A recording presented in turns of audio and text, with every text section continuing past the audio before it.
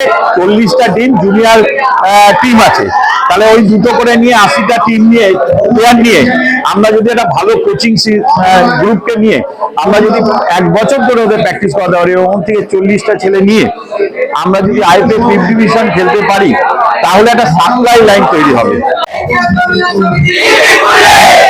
দেশের ফুটবলের শহর কলকাতা, আর কলকাতার ময়দানের দাপুটে খেলোয়াড়দের মূল সাপ্লাই লাইন ছিল উত্তর 24 পরগনার ফুটবল লিগ। একসময় দারুণ জনপ্রিয় ছিল উত্তর 24 পরগনার এই জেলা ফুটবল লিগ। স্বপন সেনগুপ্ত থেকে শুরু করে মনোরঞ্জন ভট্টাচার্য, সুমিত মুখার্জি, রঞ্জিত মুখার্জি, সুব্রত ভট্টাচার্য, যারা পরে কলকাতার ময়দান কাঁপিয়েছেন, তারা কিন্তু এই উত্তর 24 পরগনার ফুটবল লিগ থেকেই উঠে এসেছেন। করোনার পাশাপাশি অন্যান্য অনেক কারণের জন্য দীর্ঘ 5 বছর বন্ধ ছিল এই জেলা ফুটবল লিগ। তবে রাজা বিস্কুট কোম্পানির উদ্যোগে আবারও চালু হয়েছে উত্তর 24 পরগনার জেলা ফুটবল লিগ।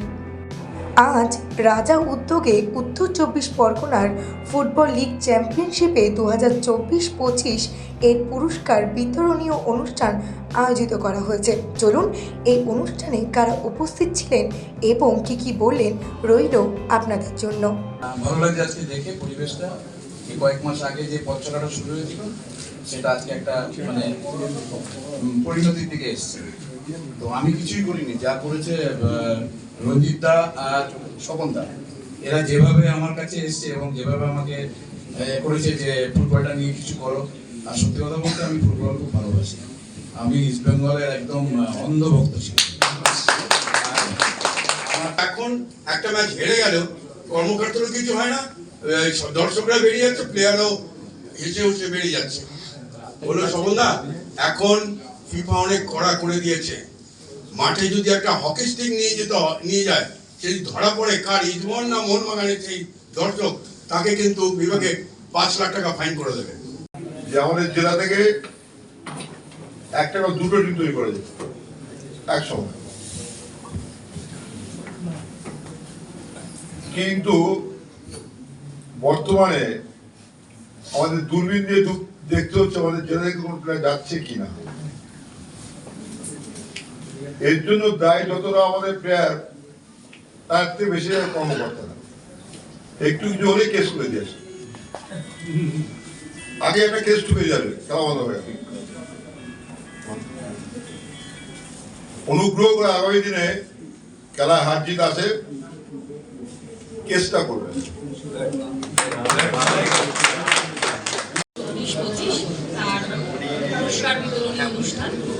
এখানে যারা উপস্থিত আছে সবাইকে আমরা জেলা প্রশাসনের পক্ষ থেকে আমাদের শুভেচ্ছা নমস্কার জানাই। আজকে এখানে আমার বিশেষ কিছু বলার নেই, কারণ আপনারা যারা এখানে উপস্থিত আছেন তারা সকলেই বিশিষ্ট এবং অত্যন্ত গুণী মানুষ।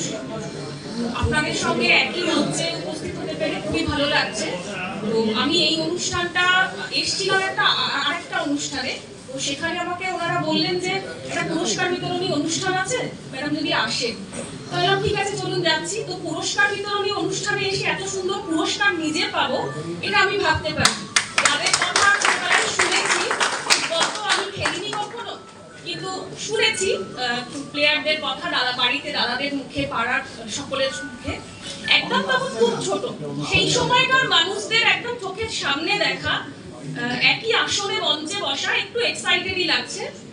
সকলকে আমার বলার ভাষা নেই, এশিয়ান খেলোয়াড় প্রত্যেকে অত্যন্ত প্রতিভাবান। সবাইকে আমার নমস্কার জানাই, বিনম্র শ্রদ্ধা জানাই প্রত্যেককে। দেখো, 5 বছর যা হয় ভালোর জন্য হয়। 5 বছর কলকাতায় ডিস্ট্রিক্ট লিগ হয়নি, এবছর ডিস্ট্রিক্ট লিগটা হয়েছে। অনেক পরিকল্পনা, অনেক চিন্তা ভাবনা, অনেক মিটিং এর পর হয়েছে।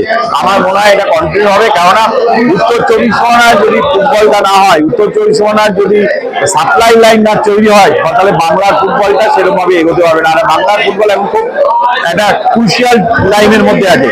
তাই এই সময় এই লিগ খেলা এবং বাংলার ফুটবলের উন্নতির জন্য এই লিগ খেলাটা খুব দরকার ছিল। আমি এজ এ এক্স প্লেয়ার আমি খুব খুশি যে এরকম হচ্ছে। ভবিষ্যতেও পরের বছরও হবে, পরের বছর কিন্তু রেলিগেশন ফাইটটাও আছে, আরো আকর্ষণীয় লিগ হবে।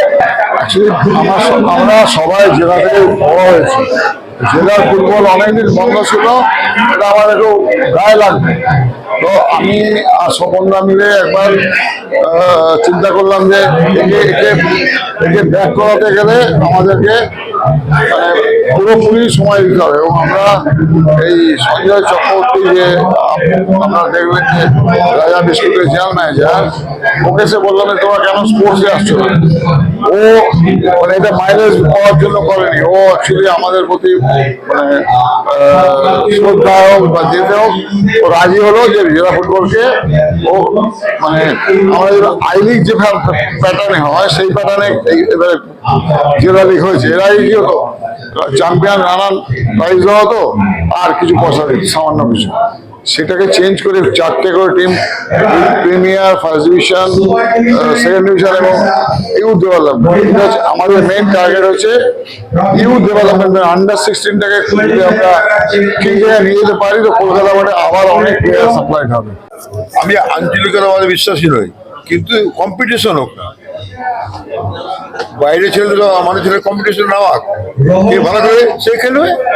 এই যে বাংলাদেশ যে চ্যাম্পিয়ন আসে তাই বুক বাজিয়ে বলতে পারবো বাংলার ছেলেরা ভারত থেকে কম না।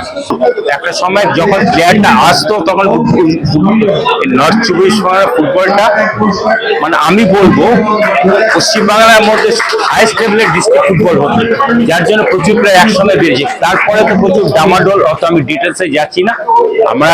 ওরা আবার সেই দায়িত্ব নিয়েছে, 3-4 বছর খেলা বন্ধ ছিল এবং আমি বলেছি যারা ম্যাচ অবজারভার থাকবে, রেফারি থাকবে, এনি টিম যদি কোনো প্রিফিক্স ম্যাচ খেলে, গট অফ ম্যাচ খেলে, উইল সাসপেন্ড।